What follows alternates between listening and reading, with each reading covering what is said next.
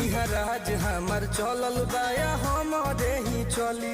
ढेर अइले गइले गुंडा माफिया कटने बाहुबली, केहू के बस के चीज नइखे।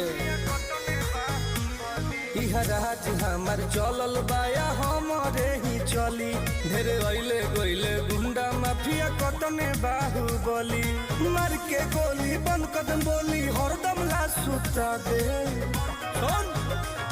माहौल जवन बदली ओहके दुनिया से उठा दे। माहौल जवन बदली ओहके दुनिया से उठा दे।